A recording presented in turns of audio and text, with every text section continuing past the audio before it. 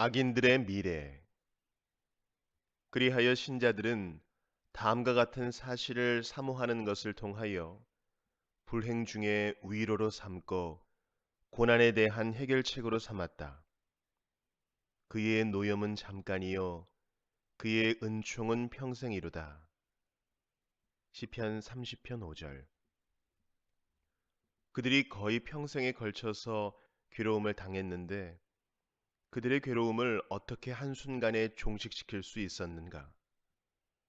거의 맛보지도 못했는데 그들이 어떻게 그런 장구한 하나님의 자비하심을 바라볼 수 있었단 말인가? 이 땅의 삶에 집착했더라면 그들은 이런 것은 하나도 찾지 못했을 것이다. 그러나 하늘을 바라보았기 때문에 그들은 성도들이 여호와의 손에 의하여 잠시 십자가의 고난을 겪거나 영원히 주의 자비를 얻을 것임을 인정했던 것이다. 이와 반대로 그들은 악인들은 마치 꿈을 꾸듯이 하루 동안 행복을 누리지만 그들에게 영원하고도 끝이 없는 파멸이 그들에게 임할 것을 예견하고 있었다. 다음의 진술들이 이를 보여준다. 의인을 기념할 때에는 칭찬하거니와 악인의 이름은 썩게 되느니라. 잠언 10장 7절. 그의 경건한 자들의 죽음은 여호와께서 보시기에 귀중한 것이로다. 시편 116편 15절. 악이 악인을 죽일 것이라. 시편 34편 21절. 또한 사무엘서에서도 이렇게 말씀하고 있다. 그가 그의 거룩한 자들의 발을 지키실 것이요 악인들을 흑암 중에서 잠잠하게 하시리니. 사무엘상 2장 9절. 이 구절들을 통해서 우리는 성도들이 아무리 괴로움에 시달리더라도 그들의 결국은 생명과 구원이며 악인의 길은 즐겁고 행복한 것처럼 보이지만 점점 죽음의 소용돌이 속으로 미끄러져 들어가는 것임을 옛 조상들이 잘 알고 있었음을 알 수 있다. 그리하여 그들은 악인의 죽음을 가리켜 할례받지 않은 자의 죽음이라 부르는데 이는 곧 그들이 부활의 소망에서 끊어져 버렸음을 의미하는 것이다. 그러므로 다윗은 생명책에서 지우사 의인들과 함께 기록되지 말게 되는 것보다 더 심각한 저주는 없는 것으로 생각하였다. 욥의 증언. 다른 구절들보다 더 두드러지는 것은 다음과 같은 욥의 발언이다. 내가 알기에는 나의 대속자가 살아계시니 마침내 그가 땅 위에 서실 것이라. 내 가죽이 벗김을 당한 뒤에도 내가 육체 밖에서 하나님을 보리라. 내가 그를 보리니 내 눈으로 그를 보기를 낯선 사람처럼 하지 않을 것이라. 욥기 19장 25절에서 27절. 자기들의 똑똑함을 자랑하고 싶어하는 자들은 이에 대해서 트집을 잡으면서 이것은 마지막의 부활을 가리키는 것이 아니고 욥이 소망한 바 하나님께서 자기를 좀 더 자비로이 대해 주실 첫날을 가리키는 것이라는 식으로 이야기한다.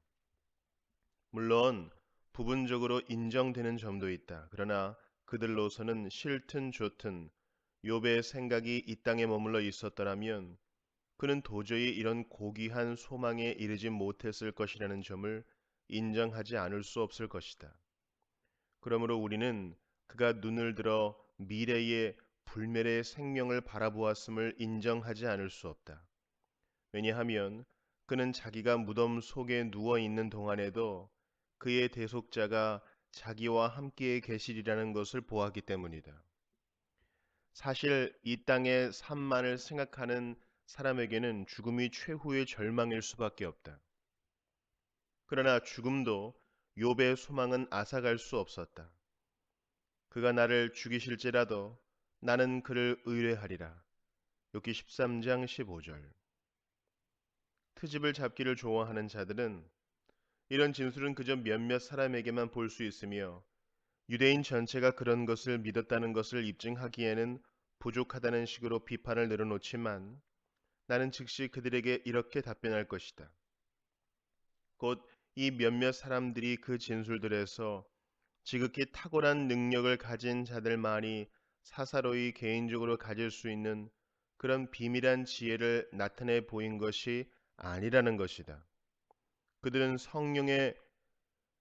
성령으로 말미암아 일반 백성들의 교사들로 지명된 자들이므로 그들이 가르치도록 지명함을 받은, 또한 백성들의 신앙의 원리가 되어야 마땅할 하나님의 신비한 도리들을 널리 공포한 것이다. 그러므로 성령의 공적인 말씀을 들으며 또한 성령께서 그 말씀 속에서 유대인의 교회에 있어야 할 영적 삶에 대해서 그렇게 분명하고도 확실하게 논의하신 것을 듣고 있으므로 그 말씀들을 육체적인 언약에 관한 것으로만 돌리고 이 땅과 이 땅의 부귀에 대해서만 말씀하는 것으로 본다는 것은 도저히 용납할 수 없는 완악함이라 아니할 수 없는 것이다. 선지자들의 증언, 후기의 선지자들에게로 내려오면 우리는 말하자면 우리의 마당에 온 듯 자유롭게 걸을 수 있다. 다윗과 욥과 사무엘서의 경우에 우리의 논지를 별 어려움 없이 입증했다면 선지자들의 글에서는 그보다 훨씬 쉽게 입증할 수가 있기 때문이다. 여호와께서는 그의 긍휼의 언약을 시행하시는 중에 다음과 같은 계획을 질서 있게 이루어 가셨다. 곧 시간이 경과하여 충만한 계시의 때가 가까워 올수록 날마다 그만큼 더 밝히 계시를 나타내신 것이다. 그리하여 맨 처음 구원의 첫 약속이 아담에게 주어질 때에는 그 계시가 마치 약한 불꽃처럼 희미하게 비쳤다. 그리고 그 후에는 그 불꽃이 더 덧붙여져서 빛이 점점 강해지고 그 광채를 더욱 넓게 비치게 되었다. 그리고 드디어 모든 구름이 다 거칠 때에 의의 태양이신 그리스도께서 온 땅에 충만하게 빛을 비추신 것이다. 선지자의 글들에서 우리는 논지를 입증하려 할 때에 혹 실망할까봐 걱정할 필요가 없다. 마치 울창한 수풀처럼 빽빽이 들어찬 증거들이 우리 앞에 제시되어 있기 때문이다. 이를 상세히 살피기 위해서는 본서의 계획보다도 훨씬 더 길게 이를 다루어야 할 것이고 사실 긴 책이 별도로 필요할 것이다. 그러나 내가 이미 오솔길을 잘 표시해 두었으니 어느 정도 분별력이 있는 독자라면 실족하지 않고 충분히 이 수풀 속을 통과할 수 있을 것이라 믿는다. 그러므로 여기서는 불필요하게 장광설을 늘어놓지는 않을 것이다.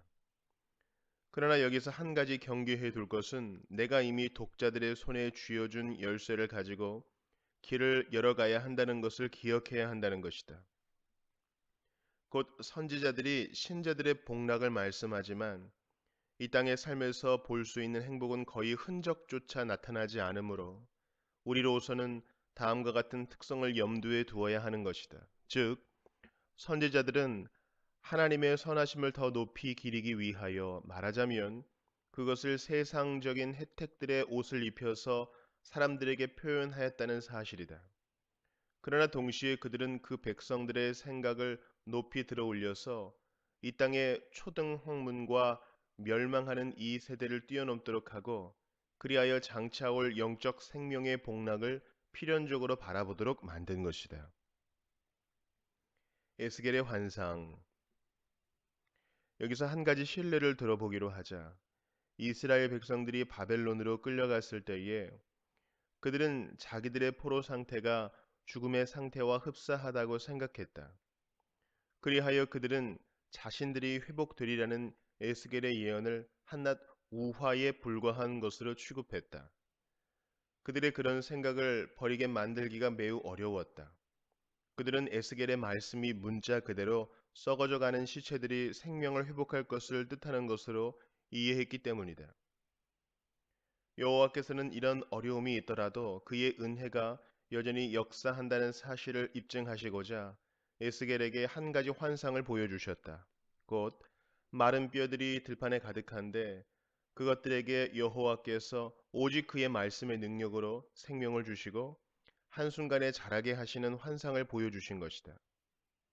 그 환상은 그 당시 백성들의 불신앙을 교정시켜 주었다. 그러나 동시에 여호와의 권능이 유대인들을 그저 회복시켜 주는 것으로 그치지 않고 훨씬 더 넓은 범위로 확대될 것이라는 사실도 깨닫게 해주었다. 한마디 명령으로 이 흩어져 있는 마른 뼈들이 생명을 회복했으니 말이다. 그러므로 에스겔서의 이 말씀은 이사야서의 한 구절과 상통한다 하겠다. 주의 죽은 자들은 살아나고 그들의 시체들은 일어나리이다. 티끌에 누운 자들아 너희는 깨어 노래하라. 주의 이슬은 빛난 이슬이니 땅이 죽은 자들을 내놓으리로다. 내 백성아 갈지어다. 내 밀실에 들어가서 내 문을 닫고 분노가 지나기까지 잠깐 숨을 지어다.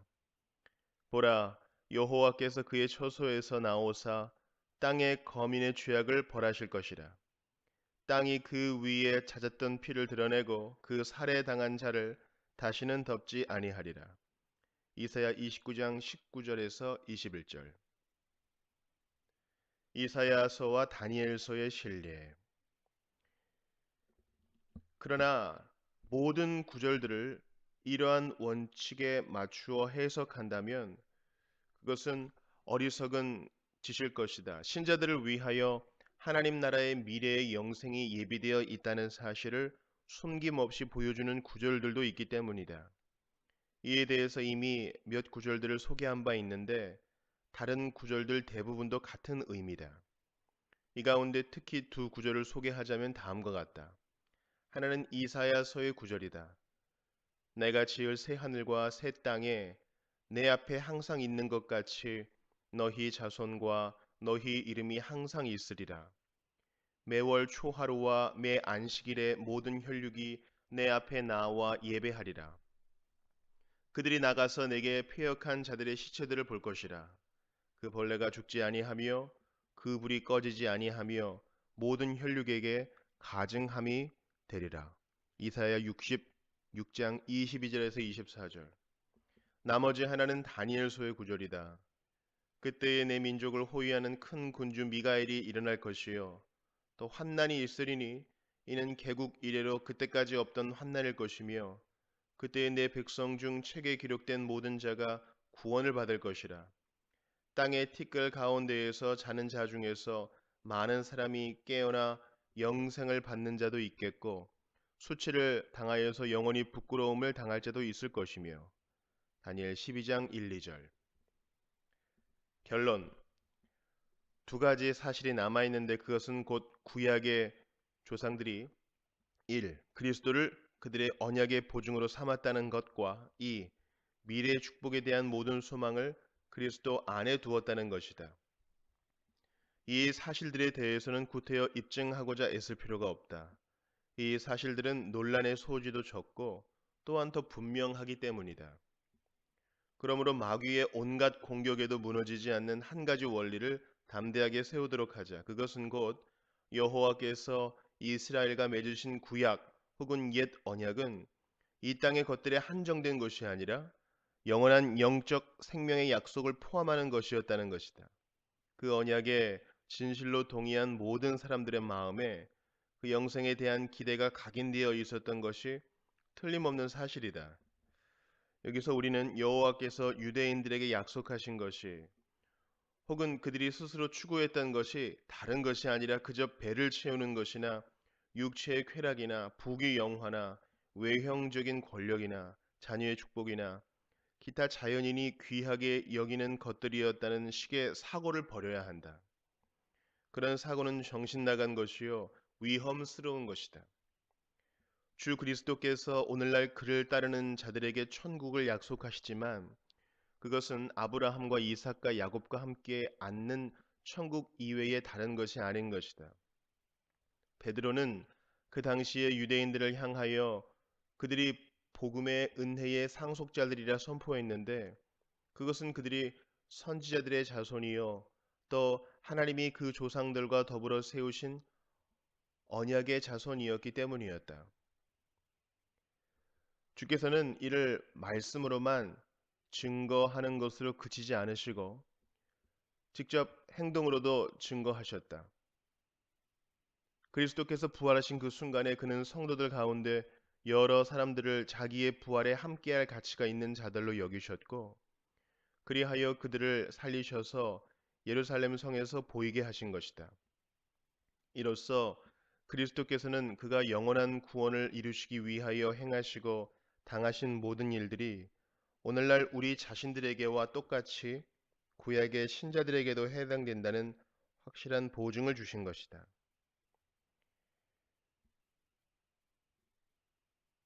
베드로가 증거하듯이 우리를 생명으로 거듭나게 하는 동일한 믿음의 성령이 구약의 신자들에게도 똑같이 주어진 것이다. 우리들에게 말하자면 영생의 불꽃과도 같아서 우리 기업의 보증이라고도 불리는 성령께서 구약의 신자들에게도 동일하게 거하신 것이다.